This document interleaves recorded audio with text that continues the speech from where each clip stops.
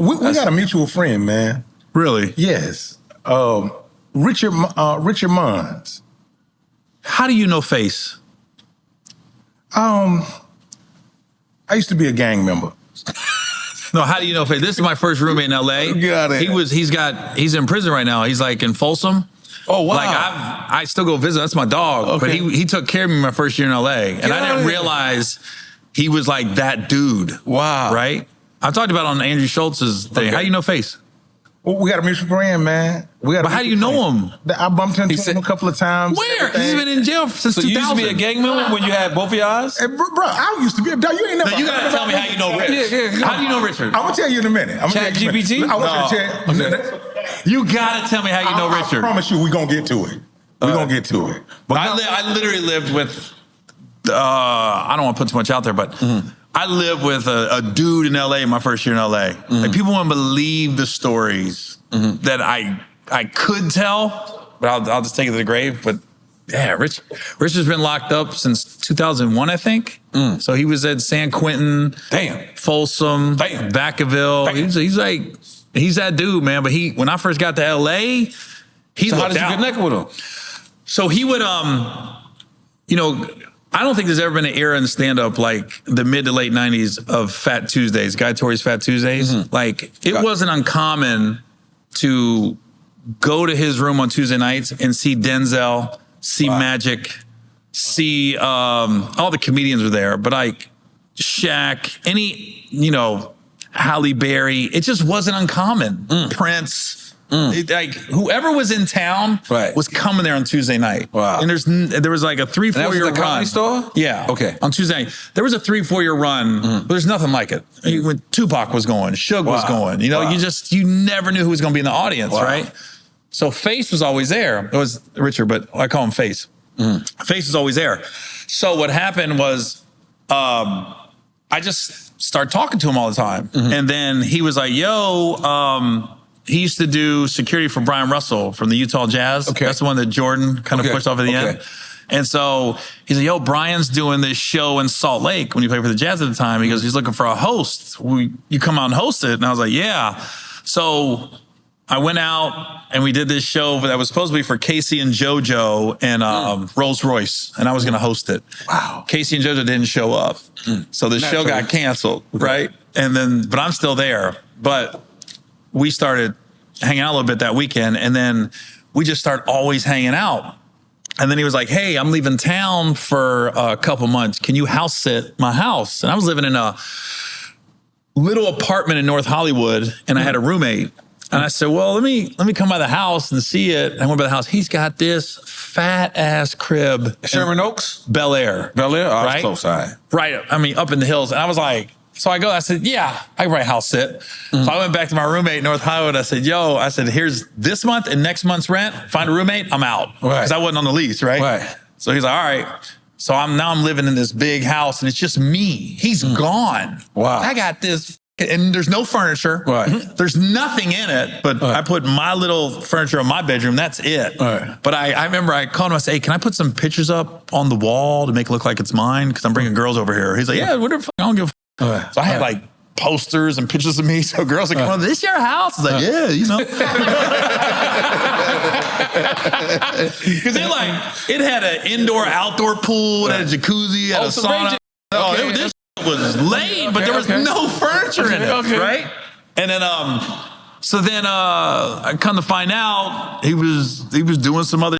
And you didn't know that. There was no signs of that. There's no signs of that. There was signs. I picked up on it after you moved in. Yeah. Okay. And I can tell you that off camera, but I didn't know because he's still in, and I want him to get out. So I don't want to say anything. But there were signs. There was some going on, right? But when I say he looked out, I mean that dude. My first year of being in LA. He just took care of me. He's a big black dude. He's like 6'6", big dude. And it was just like, the shit I saw him do, it's kind of mind-boggling back up. Okay, there's a story I can share. So we were in Laguna Beach, right? And at that, I'm in early 20s, so I'm playing basketball a lot. So he played basketball. So him and two of his buddies, because it was 4-on-4 in Laguna Beach. It's half court. We go on a Sunday and it's all packed, right? And this team's winning a lot, but they got this one brother on the team that's talking a lot of shit. And I was like, to this you ain't, or no, in just, general? we're not playing yet to anybody, right? And I was like, this ain't gonna go well if he says some shit to face, right? So we get in there and start playing, and we're beating them pretty good, right? But we had a really good team. I was the shortest guy on my team, right? All of a sudden, I go in for a layup, and he like chucked me, and I go flying, right? We're still in Laguna Beach. We're in Laguna Beach. Okay. The guy chucks me, and I go flying, and Face got in his face like, hey, you know, nobody's doing that shit. And the dude's like, well, what you want to do? They in each other's face. I go, you know, I'm always a peacemaker. Beach, and I'm going like this. I'm good, guys. I'm good. We can still play, right? Yo, Face took off his shirt, and he's got, I remember he had Compton right here. He has some other, whatever was on his chest, everybody in that basketball court went, whoa, like this. And the brother went, ain't all about that, bro. Ain't all about that. He goes, no, it is about that. And he had his face. And I was like, what the f is on your chest? Wait, now I'm very curious. Yeah, so I'm like, what is going on? And it basically got diffused, right? Oh, so you saying the guy that was beefing with him immediately saw whatever that? he saw on his, because he's tatted all over his chest, right? Whatever he saw, because the only thing I recognized was the Compton, right? Okay. Whatever was going on, I don't know. But he was like, I literally heard a collective, whoo, right? And he's like, yo, it ain't about that, bro. It ain't all about that. He goes, no, it is about that. And I was like this, what the f is on your chest, you know? So, gets diffused, they don't fight. The same night, we go to Glam Slam in LA, which is Prince's Club. Yeah, we have right? it out here, yeah. Yeah, so we go to Glam Slam. Why is that there? The dude from the basketball court in Laguna Beach is at Glam Slam that night. Wow. I was like this. And I go, and I'm sitting here, I'm always the peacemaker, right? I'm like, here we go, right? So I go up to Face, I go, Face, the dude from the basketball court's here. I was like, so please don't start a fight or anything, right? And he goes, where's he at? So he goes over. They're about to have words, and the dude just started like, hey, man, my bad. They start talking. All of a sudden, thank God it got diffused. Next thing I know, they're toasting Hennessy, and a little bit later. Hennessy fixes the problem. Come on. It was either start a problem or fix the problem. It diffused it that night, bro. I mean, that's just one story I can share. Right. But yeah. So, okay. I can share two. Okay. I don't know if these are the shots right now. No. We done with the shots unless you want to. The same time, remember I told you the guy said I stole his joke? Right? The guy that accused of stealing the joke knew Face, right? He was being cool, but his boys... Face was being cool. No, the guy that accused me of stealing the joke. Okay. Right? He was being cool, but his boys was hyping him up. Like, yo, he stole your shit, beat his ass type, right?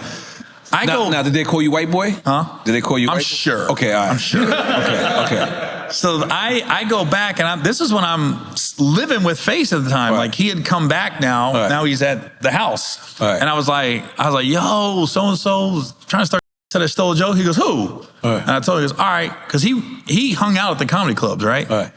The next night is Tuesday, which is Fat Tuesday at Comedy Store.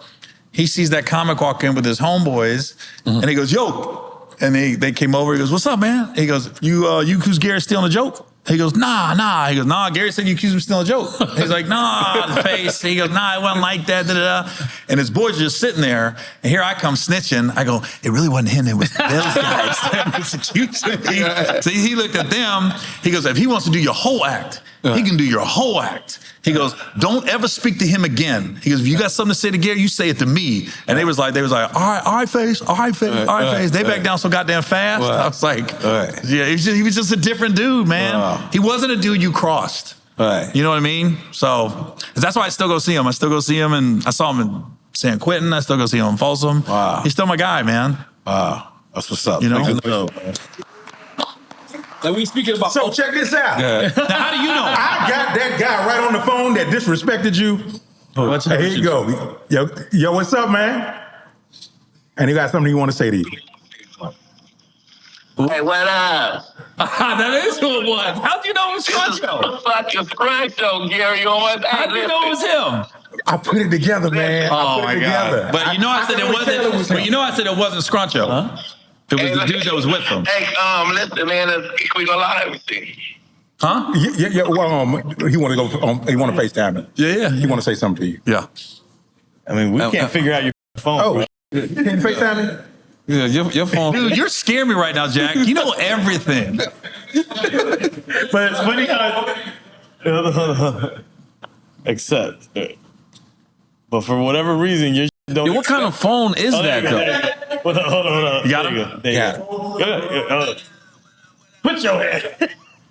Dude, you're in FaceTime, Jack. Scruncho. Oh, now it's unstable. God damn it. Could you turn that down a little bit? What kind of phone do you have? Yeah. Your connection literally says connection unstable. Yeah, it says connection unstable. It is. Hey, Scruncho, you can't. Hey, Scruncho, just call me back on regular phone. He just want to say something to you real What's quick. a regular phone? See, I was trying to be Payphone. careful. I was trying to be careful. Right. But the conversation was Scruncho. Okay. But I said Scruncho was always cool. Jack. There you go. Go ahead for it. Well, I couldn't get you on what's his name, the FaceTime. This is an 11. This is an iPhone 11.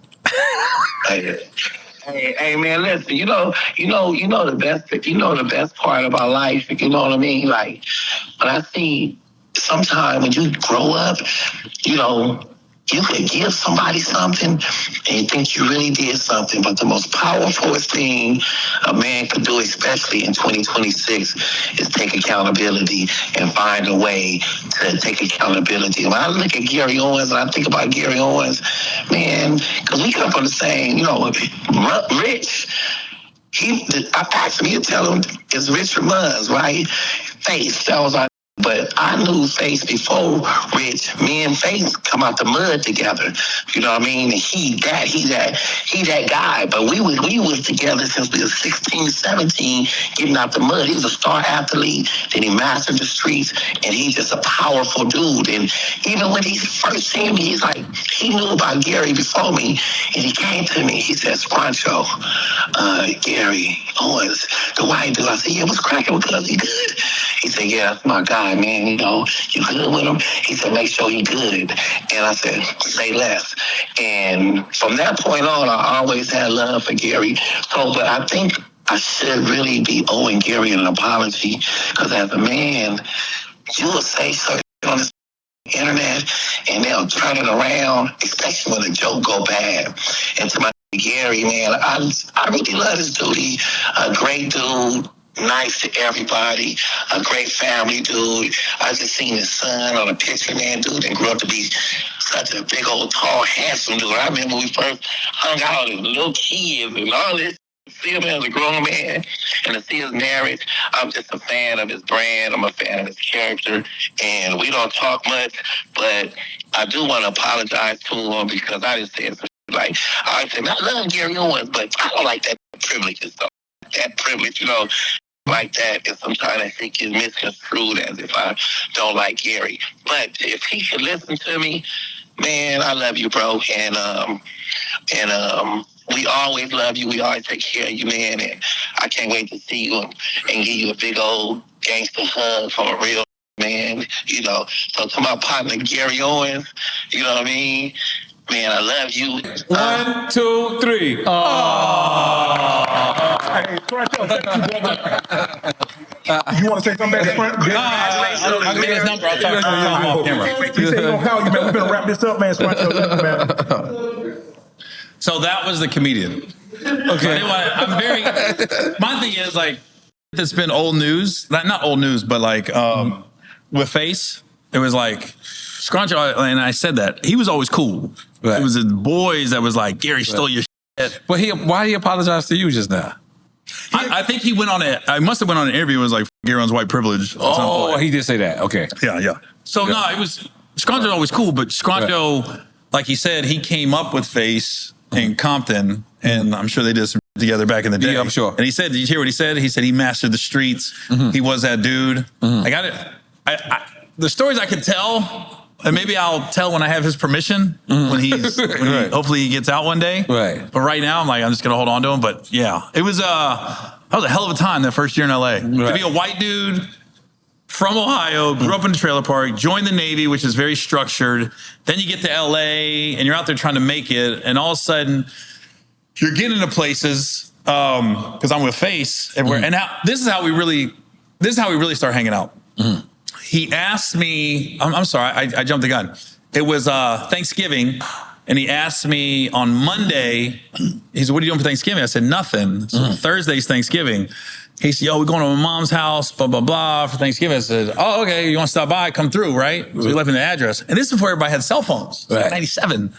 So I was like, all right. So I just got the address. I wake up Thanksgiving morning. I'm by myself in L.A. I drove. I didn't know his mom lived in Compton in the ghetto, right? So I got there like noon, and he was like, I remember he answered the door. He goes, you came? I was like, motherfucker, you invited me. And he just kept staring at me the whole day. I go, yo, why you keep staring at me? He goes, I can't believe white boys in my house. My mama's house? He goes, no, I believe white boys in my mama's house, right? But I also learned I stayed in the kitchen with the women, and the dudes were in the back playing dominoes, cards. There was a ping pong table there playing ping pong. They were in the back. I stayed with the girls in the kitchen because now the women came out and they started vouching for me. They go, yo, the white boy's funny. He cool. And that endeared me with all the guys out there. And I remember I stayed till about 6 p.m. and then it started to get dark. And it started to change. The scenery. I was like, oh, I gotta get out of here. Oh, yeah. Yeah. Oh, yeah. So I'll go to Compton between 10 a.m. and 6 p.m. Okay, yeah. I'm not staying. Hours. Yeah, I'm not staying. I'm not going when it gets dark. It started to change quick. Safe hours. But that's how we really started hanging out because I went through his mom's house for Thanksgiving. Right. That's how we started hanging out.